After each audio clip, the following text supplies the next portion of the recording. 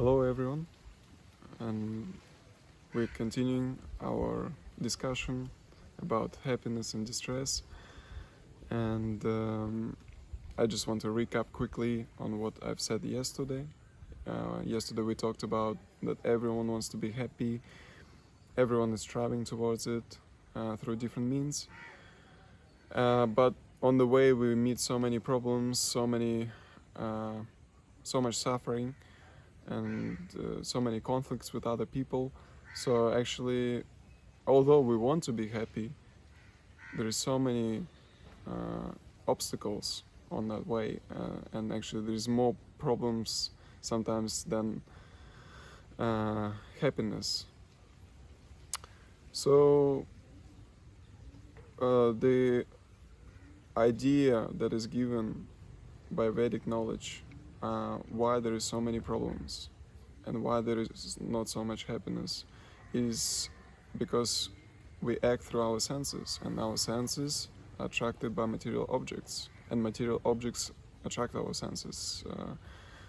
So the two come together, and it's like a magnet, they always want to come together and touch. You want to see something beautiful, you want to touch some something nice, you want to eat some good food. So we want to put our senses together with the objects, and we experience some sort of pleasure. Although it's temporary, we kind of deal with it. We understand that nothing can really fulfill me, and because society tells us that actually you have to renew your taste. It's like a chewing gum, you chewing gum, and then the taste loses. So this is material happiness, basically. It's just a chewing gum. The taste goes away, and then you have to put in the new chewing gum. You drive your new car, you lose all the attraction, all the happiness that you had before, and then you have to refresh it. You have to get a new car. So you go to the shop, you buy a new car, and then again you chew, you get the juice, but then the taste goes away again. So we kind of accept it. That's the nature of happiness. Although this is not true, as it's mentioned by Vedic knowledge. Actually, the true happiness is fulfilling. The true happiness actually is increasing as well in nature. That's what we want. We want happiness that not only constant but actually increases. Imagine today you're happy, tomorrow you're even happier. So it's like a dream, but it remains a dream in the modern society because there is no knowledge about real self, and there is no knowledge about real happiness. So it's a problem of a modern age, is we're living in a consumer society, and everyone is encouraging you to buy things, to take, to get as much as you can. So we want to enjoy. We feel that happiness comes from enjoyment, from taking. To enjoy, you have to take, right? So that's what the modern society teaches us and encourages us to do. There's so many advertisements, so many visual stimulation for us, and we're going this way, that way, just to touch these objects. We're going to the good restaurant by ourselves, we taste the good food. Next time we go with our friends, to increase our happiness. So we not only taste the good food, but we also speak with our friends. We enjoy the conversation, so on and so forth. So we're trying to take, and what happens is, because it's a chewing gum, right? We're chewing, and the taste goes away. You gotta put in the new chewing gum again and again, and the society encourages us to quickly change our objects of enjoyment. So,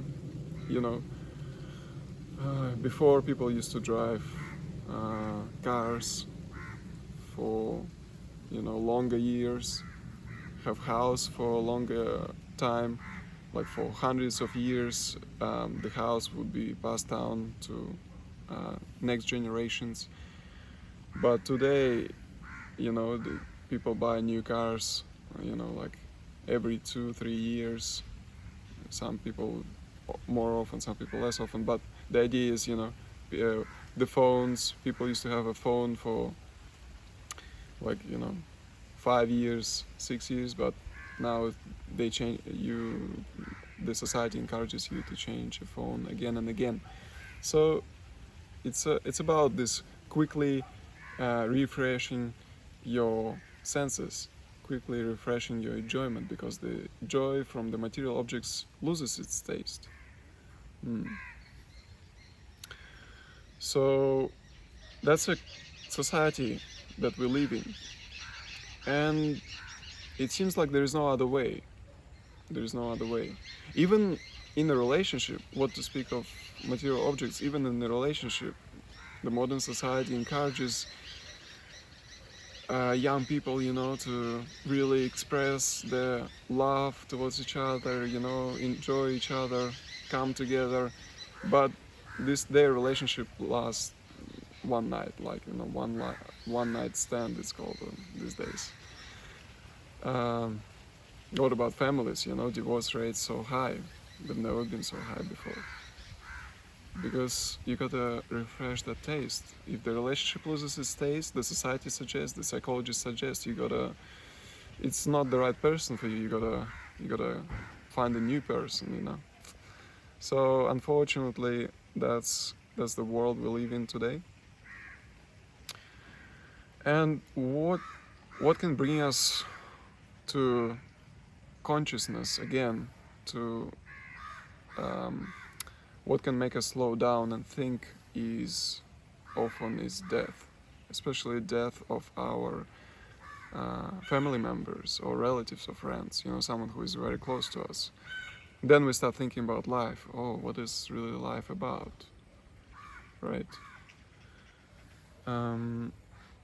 Very interesting. There is a very interesting theory in I think in psychology, terror management theory. So the idea is you remind people about death, and when you remind people about death, they become more proactive and pro-social. They unconsciously start to help other people. Very interesting finding. You become altruistic. You start to give, not to take. And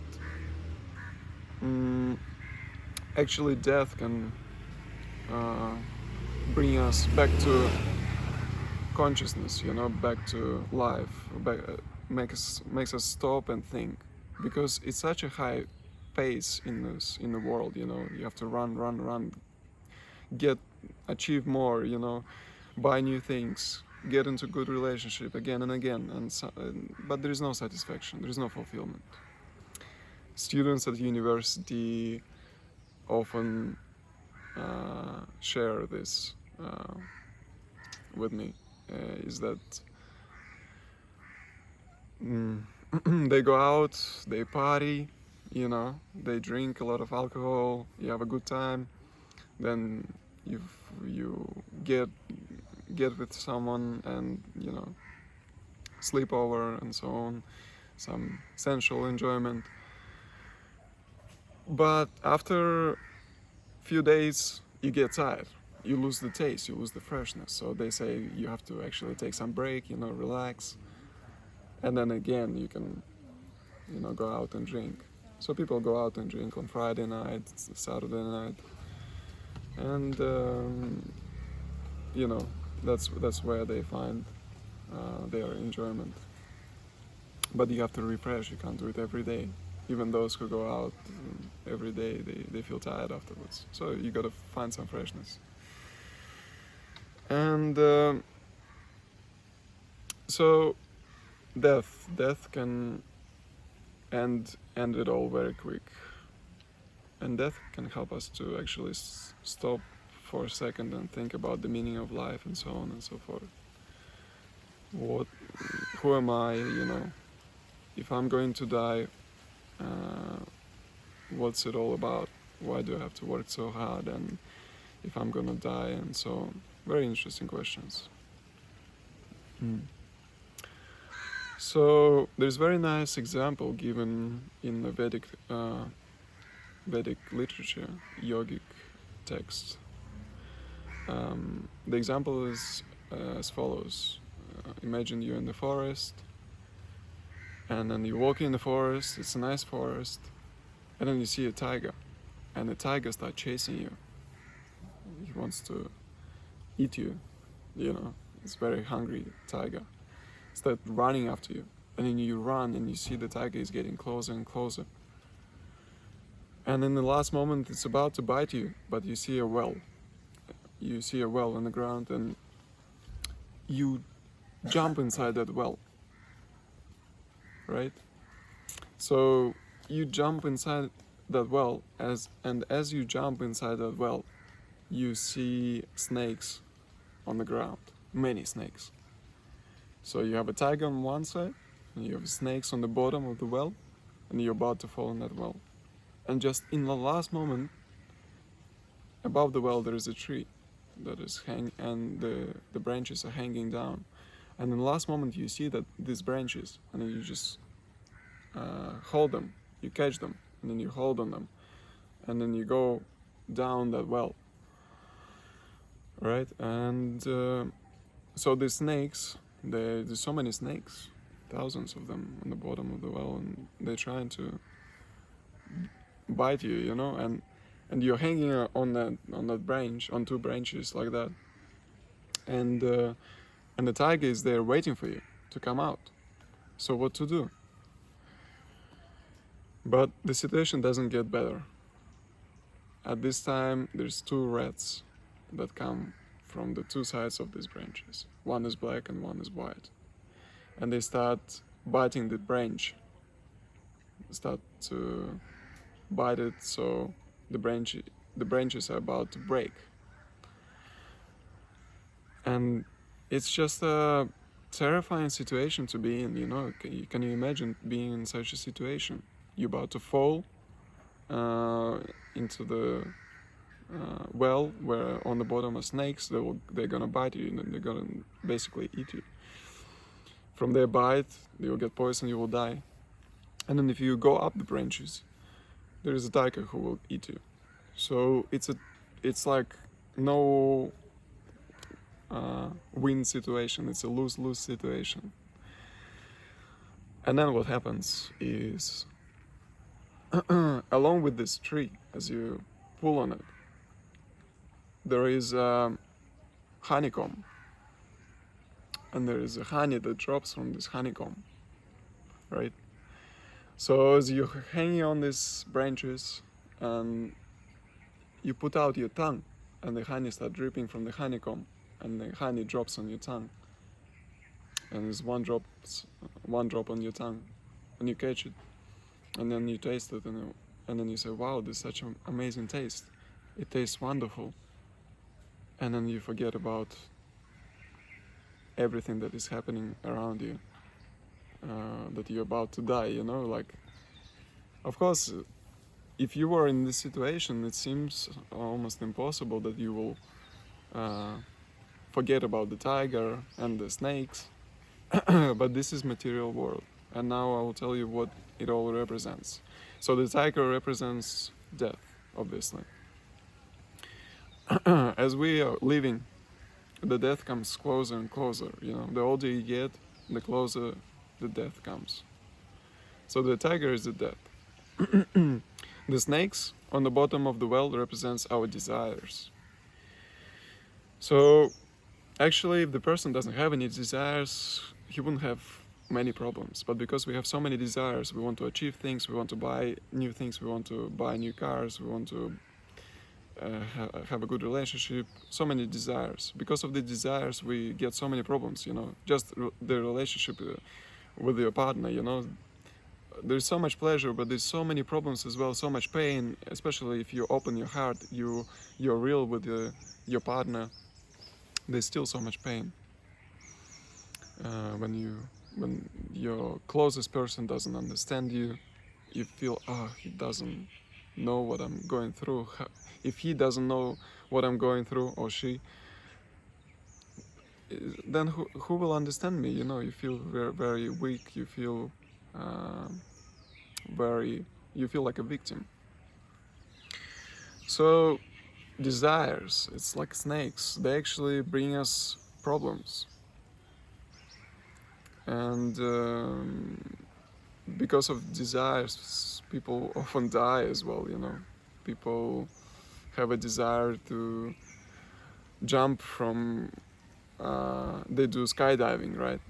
Of course, it's very rare that the parachute doesn't open, but it still happens sometimes. So the parachute doesn't open, person falls down and dies. Why did he die? Because of his desire to jump from the parachute. So that's the desires. They're still very dangerous. They cause a lot of problems and pain, like biting of the snake. And then these two rats, black and white, represent the day and night. So day and night, as they pass, we get closer to death, right? So these rats, they're trying to bite off the branches, so you can fall down and die. So that's day and night. Every day that passes, it's a very valuable time, but we don't really value time these days. Every day that passes, we get closer to death, basically. And the honeycomb, interestingly, is material happiness. This is all the happiness that we get. Just a little drop of the honey. And just because we are getting these little drops of the honey, right? So at some moments you feel really good. We forget about the death, we forget about our desires, we forget about the time, right? When you're with your beloved on the honeymoon, you forget about the time. It's so much pleasure, tactile feelings, smiling, talking to your loved one. You just forget. There's so much, you feel like, oh, there's so much honey. But it's just little drop, because after that comes saturation, and the taste goes away, and again problems start. So that's material life. Another example is of a fire. You know, we have a fire of desires. I want to do this. It's driving us. We have passion, you know, like you have to have a passion for work. If you want to achieve something, my son, you gotta have passion. So, you know, we learn this from school, from our parents. You gotta be passionate. Even it's like a sport, you know, you have to desire to win. So that's a fire of desire. Whatever we desire, it's like a fire. But the material objects is like a wood, you know. What happens when you put the wood in the fire? The fire gets bigger. So we don't get satisfied, right? You win one game in soccer or whatever game you're playing, you want to win the next game, you become even more, your desire increases even more, you know. You get promotion in your workplace, then you want another promotion. Never feel satisfied, almost impossible. It's actually, that's the material world. Once we achieve something, once we get something pleasurable, we want more. We want something more, renew the taste, increase our desires, and increase the satisfaction. So many problems come from it. And at some point, and that's why there is so much stress, so much anxiety, so much depression and suicides. Suicide is when people have so many desires that haven't been satisfied, and person loses all hope and faith. That's why we have to look for solutions to our problems somewhere else. And that's what I learned when I was 13, you know. I had a situation in my life where I had so many problems, and no one could help me. And I was really confused, because I'm 13-year-old boy. Not only, you know, I had so many health problems that doctors couldn't help me with. I had so much stress and depression that my parents couldn't help me, then I was like, what can I do? How can I live? How can I continue living? And I started searching for the knowledge, trying to understand what is happening, why I'm in such a miserable condition. So we need to look for the knowledge somewhere else. The current society unfortunately cannot provide us the real satisfaction, or at least the practice that can get us the real fulfillment and the real happiness. So that's why I started looking for this Vedic knowledge. I found this Vedic knowledge. I looked for many things, but I found this Vedic knowledge, and it's very interesting because it's very old, 5,000 years old, but it's very applicable still today. And it was compiled by the great sages of India, and every generation of the sages along these 5,000 years, they didn't improve this knowledge. They didn't change even a bit of this knowledge, which is very interesting. Because the knowledge, the experimental knowledge that we are learning in school, it's always changing. It's a theory of evolution that you gotta progress. The knowledge has to change, has to improve, has to get better. If the knowledge gets better, then we'll become more happy. If we get a better technological progress, we'll become more happy. If we improve our medicine and so on, we will become happier. But people become more miserable. Why? That's very interesting. People with mental problems these days, the number or the percentage of the population that have mental problems has increased actually. So it doesn't seem like material experimental knowledge and the progress, material progress, is giving us a solution. And why is this happening is because experimental knowledge is a method, is a knowledge that we get through the method of induction. You gotta observe, you observe many things, and then from these observations, you try to come up with some generalization, you create some rule, right? Or you create some theory. So the problem is we are humans, and there is a human error, common human error. So we make mistakes during this process. That's why we have to always improve. We have to check, and again, new people come and they disprove the theories that were there before, and they come up with the new theories or improve the theory and so on. Before it was all, biological evolutionary Darwin theory. Now it's going towards neuroscience. Even before that, it was social psychology, behavioral psychologists. So there's so many theories, but it's all experimental knowledge, and all of them, they have some sort of fault, because we are humans, we make mistakes. That's the problem. And what the Vedic knowledge gives us is deductive method. It tells us this is the truth, right? Then not only it tells us what is the truth, it gives us the practical method. How can you see that this is the truth, and how can you change your life?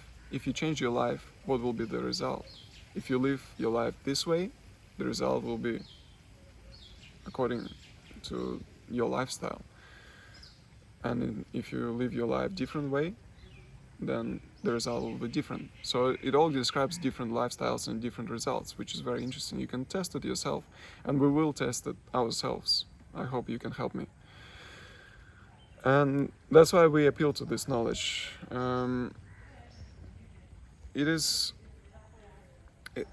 called the absolute truth. Of course, there is time, place, and circumstances, but the truth remains the truth. We humans, we have these material bodies, and that's the truth.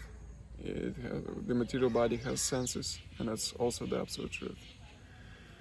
But then what will happen? What happens is the modern science cannot really find the soul, right? We spoke about the soul last time. Now I want to bring up this topic of the soul. So science cannot find the soul inside the body, right? So many religions speak about soul within the body, but science cannot establish, cannot find it, cannot measure it, cannot see it. You cannot see the soul, right? You cannot. They cannot find where it is and what's the chemicals that it's made of from. And they won't be able to do it. Why? Because the soul is not material. Scientists now try to find the antimatter, right? They say that there was antimatter, but the problem is they're trying to produce antimatter from the matter. They try to use the particle, put it in a collider and spin it and at very fast speed and trying to find the particle of God or the antimatter. But it's not possible. But what is very interesting is this antimatter, or the soul, which is non-material, is within everyone's body. And you just have to just use your intelligence and logic and observation as well to see the difference, to see the soul, right? Not everything that we see, let's say you didn't see something, but you heard from other people, right? What's the example?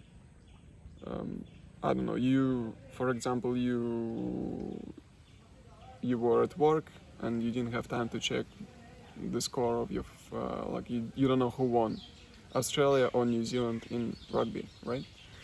You don't need to see the score. It's someone, your friend comes and says, "Oh, Australia won," and you believe him, because your friend came, said Australia won, then you heard it on the news. You didn't see it, but you heard the score on the news, and so on. So through hearing, you can also gain the knowledge, gain these observations. So hearing, but we want to see things, right? So that's the problem. We want to see. The scientists say, "Show me the soul. Where is the soul?" But we have other senses that can, through which we can gain knowledge, right? Just because we're humans and because eyesight is very important to us, and it's a very strong sense in our body, doesn't mean we have to neglect other senses. So the dogs have a very strong smell. Their eyesight is not so good, but the smell, they can smell from, hundreds of meters away. So that's the way of knowing as well. So we have to hear. To understand what is soul, we have to hear about it. And of course you can observe. It's very simple. Look at the person who is alive next to you, he's moving, he's acting, he's full of life.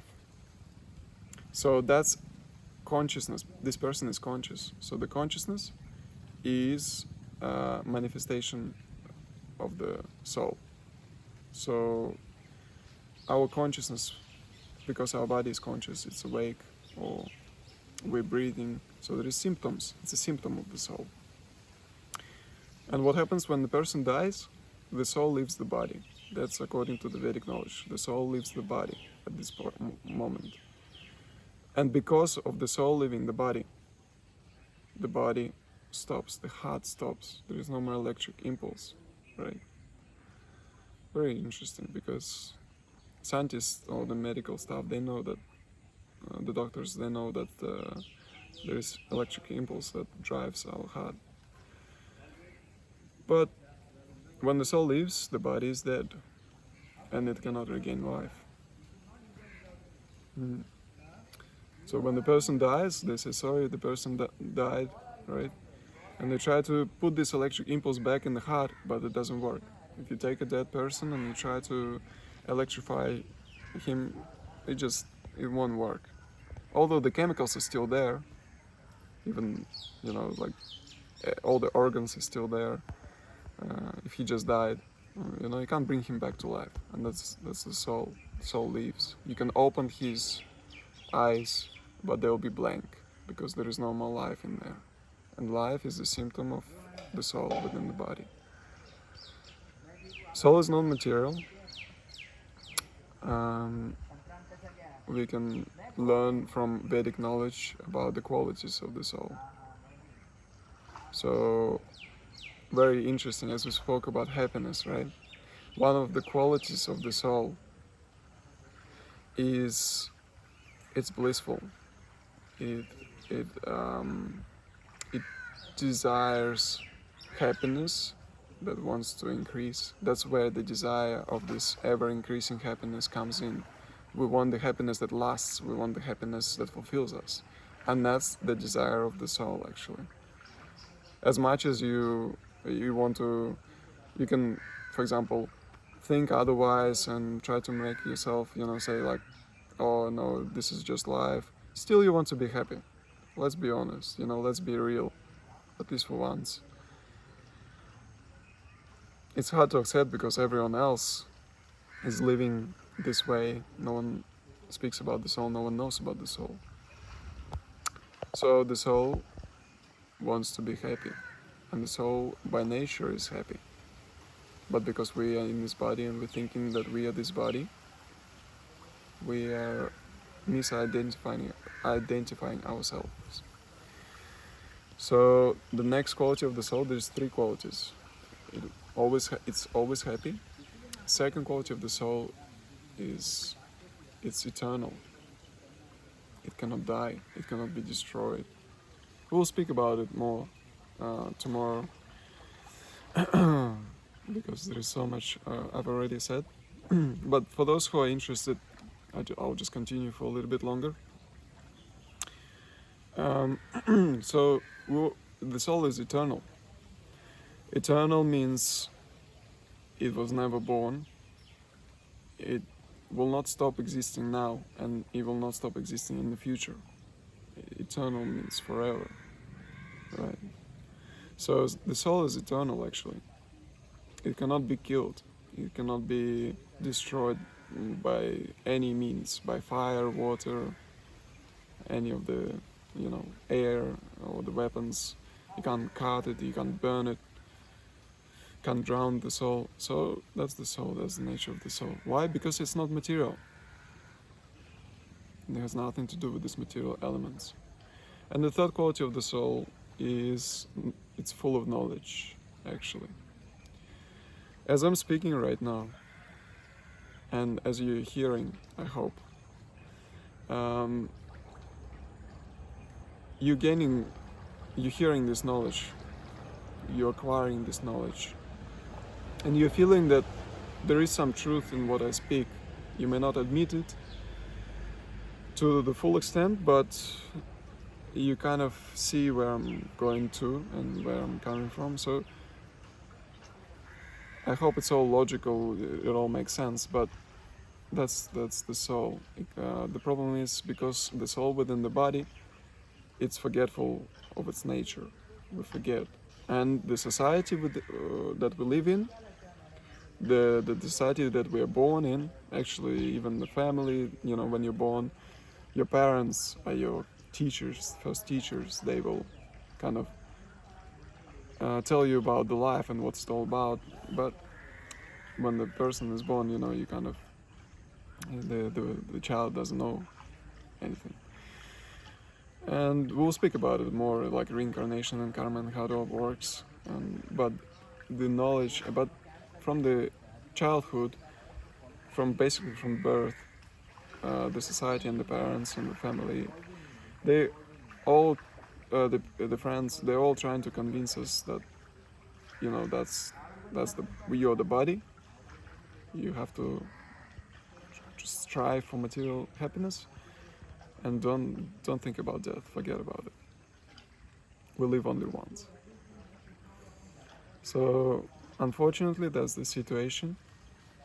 And in the Western world, now also in the Eastern world, but before in the Eastern world this knowledge was available. It's still available, but before people used to, you know, really educate themselves using this Vedic knowledge. Now Eastern world is looking towards Western world, and no one is really learning Vedic truth, because you gotta strive towards progress. You gotta be modern. It's all ancient India, ancient world. It's old knowledge. It's not there's no progress there. So that's the idea. So we are the soul, and we will speak about the soul more tomorrow. In my next video, I'll speak about it, the soul more. What's the nature of the soul, especially like what is this non-material existence, and how the soul can be happy. That's a very important question, right? Everyone wants to know how the soul can be happy. So please ask me some questions. I'm still waiting for your questions. And please share with your friends if you feel like it's interesting topic. I just want to be sincere with you. I want to be honest with you, and I just want people to realize who they are and how to be happy. I want to share my experience and my knowledge, because it helped me, it helped a lot of my friends, and it continues to help people for many generations. But it's up to you whether you want to learn it or not. So I want to be sincere with you, and please be sincere with me by asking your questions, and we'll have a good discussion. So thank you so much. Thank you for your support, and we'll see you next time.